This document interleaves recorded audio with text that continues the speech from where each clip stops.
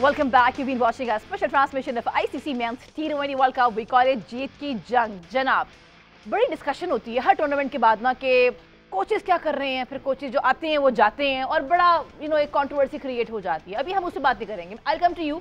देखिए, national team की coaching एक साइड पे रखते हैं क्योंकि कहते हैं आपकी बेस जो है ना वो स्ट्रांग होनी चाहिए. अगर हम बात करें अंडर 14 की, अंडर 16 की, अंडर 19 की, हमारे पास कोचिंग का इस वक्त क्या हिसाब किताब है और किस लेवल की कोचिंग हमें रिक्वायर्ड है, because the base is not strong. Very pertinent and very relevant question. हम लोग हमेशा नेशनल टीम और जो है नेशनल लेवल पर जो कोचिंग को कंसंट्रेट करते हैं, हालांकि ये it should be the other way around. जब प्लेयर एक नेशनल टीम में आता है, मिस सारा और ये हमजा भाई, तो उसकी सारे रिफ्लेक्सेस, उसकी सारी टेक्निक पक चुकी होती है. अगर मेडिकली स्पीकिंग एक बच्चा ग्रो करता है तो by the time he becomes mature तो उसकी सारी चीज़ें तो पक चुकी हैं. अब चाइल्डहुड में उसकी ट्रेनिंग करती है ना. Same is the case with cricket. अब अंडर 14, अंडर 16, अंडर 19 में आपके जितने टॉप हीरोज हैं या जितने हमने अगर इंटरनेशनल स्टार्स लगाने हैं तो हम फर्स्ट क्लास में लगाएं. आप मुझे ये बताएं, ब्रायन लारा आता है किसी कोच की वजह से आया? तेंदुलकर की मैं मिसाल देता हूँ. रामाचंद आर्चिकर उनके कोच थे बॉम्बे में. उन्होंने उनकी कोचिंग की अंडर 15, अंडर 14 में. वो he used to carry him around on his scooter. He used to carry on playing cricket for 15-16 days consistently. He would play in मैदान मैचेस, क्लब मैचेस और सिटी एसोसिएशन मैचेस. तो coaching, Tendulkar जब 16 साल का आया तो उसने ऐसे वसीम वकार को नहीं खेला, इमरान खान को खेला या एम्ब्रोस को. उसकी कोचिंग हुई थी.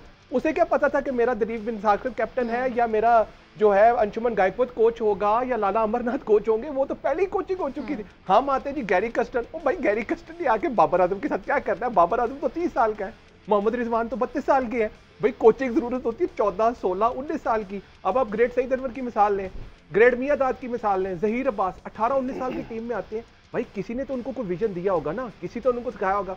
अब वसीम अकरम की मिसाल है, सदीक खान, सऊद खान, तकीर अली शाह, बड़े नाम है. आपको उन प्लेयर्स की नर्सरी दी. ये वो नाम है जिन्होंने लाहौर की डोमेस्टिक, राजा साहब बैठे हैं, Ludhiana Gymkhana, nursery of cricketers. आपके सलीम मलिक, आपके सकलैन मुश्ताक, आपके वसीम अकरम, आपके Aamir Sohail. You talking about greats of the game. हम इधर है जी, गैरी कस्टन आ जाए, मिकी आर्थर आ जाए, जनाब साहब राहुल ड्रेविड आया. ठीक है, आपने ये नहीं देखा कि राहुल ड्रेविड इंडिया की अंडर 19 टीम का कोच था. उसने पहले इंडिया की अंडर 19 टीम तगड़ी की. आप ऑस्ट्रेलिया में तो हम बड़ी बातें करते हैं, एंड्रयू मैकडॉनल्ड. आपको नहीं पता ऑस्ट्रेलिया की स्टेट क्रिकेट में हर ऑस्ट्रेलिया का ग्रेट है. गिलेस्पी पहले आपके जो है न्यू साउथ वेल्स को कोच करते हैं, फिर आपके रिकी पॉन्टिंग तस्मेनिया में पूरा टाइम स्पेंड करते हैं. आपके वेस्टर्न ऑस्ट्रेलिया में Adam Gilchrist, Michael Hussey, David हसी, पूरा का पहा उनका. अच्छा डॉक्टर साहब, आप जो बात कर रहे हैं 2005 में जी सिडनी में मैं बैठा हुआ था, इत्तेफाक से वो ग्रेग चैपल फारूक के बैठे हुए थे. उनसे मैंने कहा कि तुम्हारा तो पाकिस्तान में नाम आ रहा है to be head coach for Pakistan. कहता है yes I have heard such news but I would be busy with great cricket. मैं यहाँ पे वो जो कोल्ड्स हैं उनकी ट्रेनिंग करूँ, मैं जा नहीं सकूँगा. तो अगर हमारे किसी लाहौर के कोच या कराची के कोच का या पाकिस्तान, तो ये सर पर दौड़ जाते हैं सब कुछ छोड़ के. ये चीज़ें होती हैं. ड्राविड का जिक्र किया है. Dravid is BE, bachelor of engineering.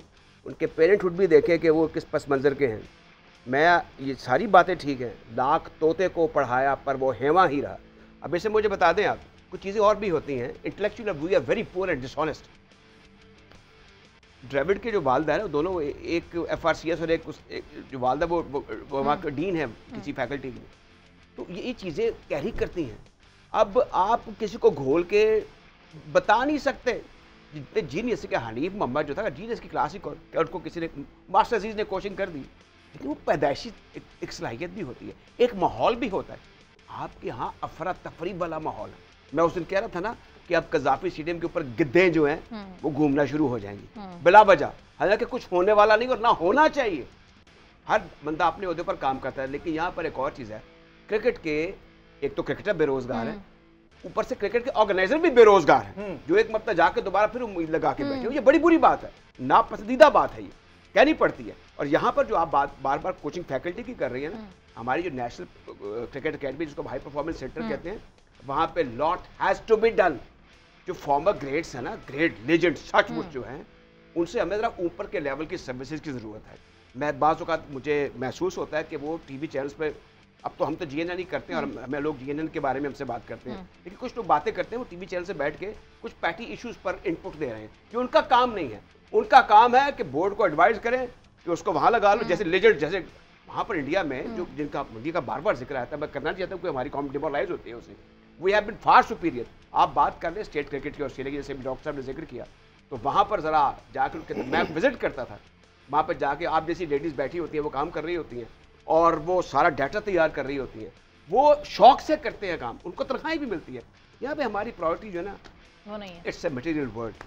और हमारे जो सिलेक्टर, सॉरी टू इंटरप्ट जो अहमद, हमारे जो सेलेक्टर्स हैं ना, वो किसी से डाटा लेते हैं, वो ये नहीं देखते किस गेम जो सिचुएशन में अगले ने रन बनाए। ठीक है कि 50 की एवरेज है, एक ने 80 आउट किए, लेकिन कम द बिग मैच, क्या सेमीफाइनल में, क्या किसी क्रंच सिचुएशन में, क्या किसी ऐसी डिसाइसिव फेस में क्या प्लेयर ने 30 रन बनाए हैं, 40 रन बनाए हैं, गेम फिनिश। हम फिनिशर की बात करें और आपने एक पावर हिटर की बात की। पावर हिटर हमारा एक बेचारा था गलती से फखर जमान, हमने उसको भी जो है पहले ओपनर से 4 पे लेकर आए और उसका रोल ही आइडेंटिफाई नहीं कर सके। देखिए ना, हमारे पास एक आउट एंड आउट एक बंदा है जो टोटली मैच की जो है फेस को चेंज कर सकता है, वो फखर जमान।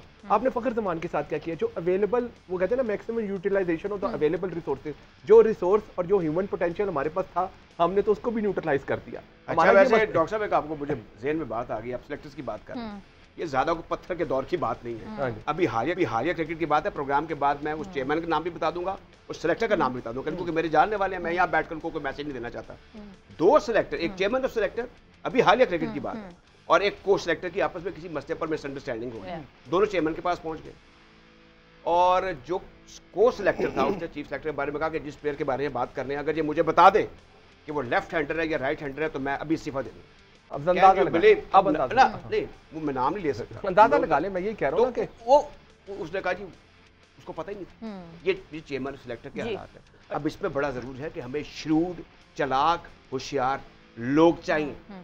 हमें जो एक से ज्यादा नौकरी कर रहा है ना, उसकी इज्जत के साथ मुशावरत ले लेनी चाहिए, लेकिन ये इट्स अ पेड जॉब, इसमें हमें ऐसे लोग लेके आने चाहिए जो कि कमिटेड हो।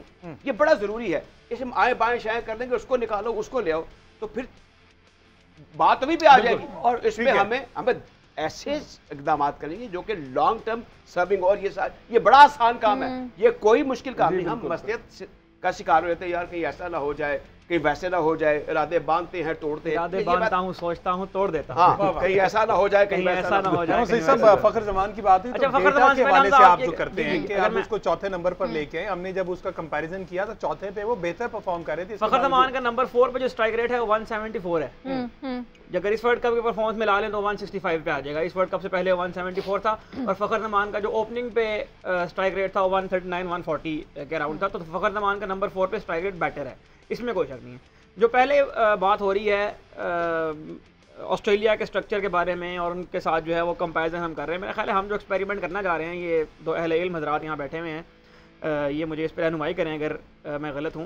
मेरा ख्याल है हम जो एक्सपेरिमेंट करने जा रहे हैं ना, उसके लिए स्पेसिमेन ठीक ही नहीं है कि हम ऑस्ट्रेलिया का मॉडल उठा के जो है ना इस कॉपी करने इसी मॉडल को जो है वो कॉपी करने की कोशिश की। फ्लॉप हो गए डॉक्टर। जी हाँ, ये खबर आ गई जो मैं आपको बता दूं कि अभी टीम वापस नहीं आई और वसीम और मोहम्मद आमिर ने आकिब साहब दोबारा से रिटायरमेंट का ऐलान कर दिया है।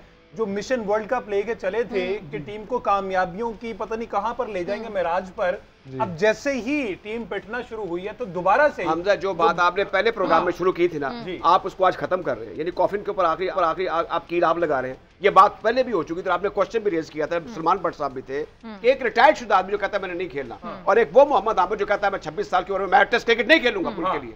ये कैसे कह सकते हैं? तो बात आज उन्होंने रिजाइन किया, दैट मीन इनके सेल्फिश मोटिव्स हैं, और इसको एक रोल मॉडल इसको कह सकते हैं कि मैं कहूंगा यहाँ पे कि किसी प्रोपेगेंडा के तहत अच्छा, आए थे। इसमें इसके भाई पीछे उस बंदे का भी हाउस इन्वॉल्व है, जो यहाँ पे लेकर के आया, इस पर इनको बाबर आजम पर छोड़ा गया कि आपने सिर्फ तहस नहस करना, ये सारा का सारा सबको पता है। जिस बंदे ने इमाद वसीम का जो फिटनेस टेस्ट है इंडिया के खिलाफ वो लिया था, उसको पास किया था, उस बंदे को भी ढूंढे। बात यह है कि आप जिस इशू के ऊपर बात कर रहे हैं ना, आप बात करना शुरू होंगे तो आपको वहीं जाना पड़ेगा। इमाद और मोहम्मद आमिर ये चेयरमैन साहब की इजाजत से, आकिब भाई ने बार बार आपके बात बताई है, चेयरमैन साहब की इजाजत से वो टीम में आए हैं। तो मेरा ये ख्याल है कि अगर उन्होंने रिटायरमेंट लिया तो सबसे पहले जो आगाज होना चाहिए ना, वो चेयरमैन वो वहां से होना चाहिए। जी बिल्कुल। और आपने किस खबर पर दोबारा लिया कि आपके चैनल पर ये काम कर रहे थे, जिसकी वजह से आपने बाबर आजम को टॉपर ले गए, इन दोनों को आपने साथ सपोर्ट किया, प्लस आपकी कुछ एफिलिएशन कराची से है, इमाद वसीम को आप वहां से लेके आए। तो ये बहरहाल पाकिस्तान क्रिकेट के साथ मजाक हो रहा है। और ये जिस एजेंडे के तहत आए थे उन्होंने अपना काम किया, बाबर को बिल्कुल रुस्वा किया, पूरी टीम को, पाकिस्तान को वर्ल्ड कप से बाहर किया। अपना काम बनता, बाढ़ में जाए जनता, ये काम करके वो साइड पे। लेकिन मुझे ये भी लगता है कि मोहम्मद आमिर, आई थिंक इमाद को ये पता ही था कि मेरी भी वापसी का सफर रेडी है, तो बजाय इसके कि टीम निकालती या मतलब आपकी सिलेक्शन कमेटी निकालती, उन्होंने सोचा ये इज्जतदार तरीके से, मैं खुद ही कह देता हूँ कि मैं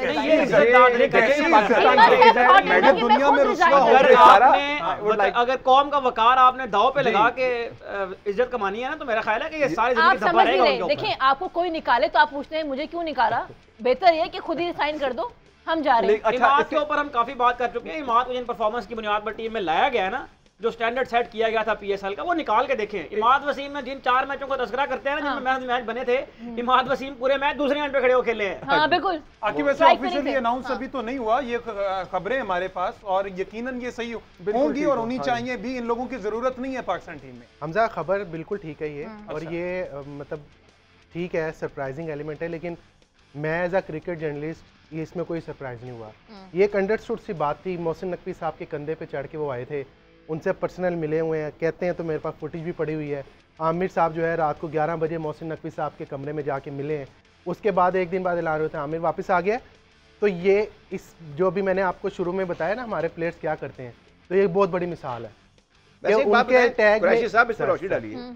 अभी during the process of the cricket world cup, अभी आपने एक मैच खेलना है, कि इसको किस तरीके से लिया जाएगा कि आप सर, दिस इज पाकिस्तान। आप during cricket world cup chairman PCB आपसे चार्जशीट तलब कर सकता है, तो ये तो बहुत छोटी सी चीज़ है। आपकी तो गलती, आपका तो गंद सारा ऊपर वाले लेवल पे है। इसमें पूरी दुनिया को पता है इमाद वसीम अपने ऊपर और रहनुमाई कीजिए सर। मुझे ये बताइए सारा, आप भी जरा इनपुट और आप भी दीजिएगा अपना, लिखने हमजा। इसमें हर जगह मुझे लगता है कि हम चेयरमैन को रगीर लेते हैं बीच में। ये कई चेयरमैन निबेड़ चुके हुए, कई बहारें देख चुके हुए हैं। इनके पीछे बड़े बड़े पैटर्न भी इनके हैं, इनके पीछे कुछ अंकल बैठे हुए, भाईजान और अंकल्स भी हैं जो टीवी चैनल पर भी बैठते हैं। एक कंपेन शुरू हो जाती है। मुझे बाज़ औक़ात ये लगता है कि हमारी जो सिलेक्शन कमेटी है वो व्हाट्सएपी हैं या वो फेसबुकी हैं, यानी वहाँ बैठ के टीमें बनाते हैं। अब मैं आपको छोटी सी मिसाल बताता हूँ कि करैक्टर क्या होता है। एक बहुत बड़े ब्रॉडकास्टर थे पाकिस्तान के, बादशाह गरजैली। मैं लाहौर में स्पोर्ट्स की खबरें पढ़ता था रेडियो पर। मैं लेट हो गया तो किसी ने कहा कि ये वो नहीं आ रहे यहाँ पढ़ने। उन्हें पढ़ा, उन्होंने कहा ये मैं नहीं पढ़ सकता, क्रिस्टोफर मार्टिन जेंकिंस, ये मार्क ग्रेट बैच, मैं नहीं पढ़ सकता। मैं इतना बड़ा आदमी था। उसने कहा नॉट एट ऑल, मेरे खिलाफ रिपोर्ट लिखी जाएगी, मैं नहीं पढ़ सकता। हमारे यहाँ पर रिजाइन करने का, इज्जत से चले जाने का रवाज ही नहीं है। जो चला जाता वो कहता है मैं तो ये था, मुझे इसलिए निकाल दिया गया। तो बात ये है, मैं क्रिकेट की बात करूँ, पॉलिटिक्स की बात नहीं कर रहा। बात सिर्फ इतनी है, अब ये जो चीज़ें हैं इसको कैसे टेकअप क्रिकेट बोर्ड करेगा। उन्होंने क्रिकेट बोर्ड को से इजाज़त ली, क्रिकेट बोर्ड को पहले इन्फॉर्म किया ऑफ द रिकॉर्ड या रिकॉर्ड के साथ कि हम ये करने वाले हैं। इसका मतलब है कि ये जैसे मर्जी घूमे फिरे, जब जी चाहे खेलें, जब जी चाहे पाकिस्तान को ठुकरा के कहें हम नहीं खेल रहे। और साथ आमिर का ये, मैं I have a greater respect and हमदर्दी भी है उनके साथ, लेकिन उनका ये कहना है कि मैं 26 साल की उम्र में टेस्ट क्रिकेट नहीं खेलूंगा। आपको भी पता और प्रोफेसर अहमद सईद साहब को भी पता है कि क्रिस ब्रॉड ने और एंडरसन ने 2015 के बाद कहा था कि हम वनडे और T20 नहीं खेलेंगे। इसे क्या, अब मैंने उस दिन जो मिसाल आपको दी थी एक जॉन एड्रिच की, और आपने बड़ा अच्छा किया, रिस्पॉन्ड किया, और एक मुझे मिसाल दे दी अहमद शहजाद की कि वो उन्होंने इस बार में कहा था कि मेरा मुल्क जो है वो मुझे पुकार रहे। नहीं, वो कंपैरिजन में आप, क्योंकि आपका तजर्बा कोई कम है, आपको बता दूँ। कहाँ राजा बोज, उसके 40,000 रन हैं, 50,000 रन हैं फर्स्ट क्लास, और उसकी 12 सेंचुरियाँ हैं। उसने 13 साल खेला फॉर इंग्लैंड, उसको MBE मिला हुआ है, उस पर कोई धब्बा नहीं है। और मैं नहीं कहना चाहता, मैं ये बात नहीं कर रहा था, लेकिन अहमद शहजाद को 3 मरतबा डिसिप्लिनरी ग्राउंड पर रिप्रमांड किया गया, इनको निकाला भी गया टीम से। वो मैं उसकी बुराई में नहीं जाना चाहता, इज ए ग्रेट क्रिकेटर, बड़े अच्छे क्रिकेटर, लेकिन एक कंपैरिजन नहीं बनता। हम मिसाल इसलिए देते हैं कि उनकी जो इंटेग्रिटी है वो हर डाउट से अबव होती है। इसमें आप इंटरनेशनल मिसाल भी दे रहे हैं, तो उसमें हमारे मुल्क में भी बड़े बड़े क्रिकेटर ऐसे रहे। लेकिन बात यह है कि हमने जो बिगाड़ पैदा कर लिया है लालच में, फेम में, और दूसरा हमारी जो यंगर जनरेशन है वो क्रिकेट का ग्लैमर देख देख और इंडियन IPL देख देख के वैसे आधे बेचारे इसमें स्टेबल नहीं रहे। सर मुझे इख्तिलाफ थोड़ा सा राजा साहब से मैं माजरत का इख्तिलाफ करना चाहता हूँ। जो राजा साहब ने भी बात की ना कि चेयरमैन पे बात क्यों आती है, सर यहाँ पे सबसे बड़ी मिसाल जो है ये है कि इमाद वसीम एंड मोहम्मद आमिर मोहसिन नकवी साहब के कंधों पे चढ़ के आए हैं। ये तो बच्चे बच्चे को पता है। अच्छा, इसमें और ये जो आपने कहा कि ये अपनी मर्जी से नहीं कर सकते, sir they are not centre contracted player. ये तो ये वहां पे यूएसए में जाके गायब भी हो सकते हैं। आप ये नोट का अब आप इस पस मंजर को समझते हैं। हमारे यहाँ पे जो क्रिकेट बोर्ड का उसका पस मंजर क्रिकेट एडमिनिस्ट्रेशन का नहीं होता, इन्होंने उनके लिए रास्ते तय करने होते हैं, चेयरमैन को बताना होता है। We will have a detailed discussion on it, लेकिन एक और भी खबर है, बासित साहब ने भी ये कहा है, भी बात हो रही है ना कि वो कैसे आए हैं। अगर हम बात करें मोहम्मद आमिर की, इमाद वसीम की, चेयरमैन की वजह से, यहाँ पे एक और एंगल है, वो ये कि बासित साहब ये कहते हैं कि मोहम्मद आमिर को इसलिए लाया गया ताकि शाहीन को प्रेशराइज किया जा सके। So I think there is a lot more to it. Keep watching, we will be right back and have a detailed discussion.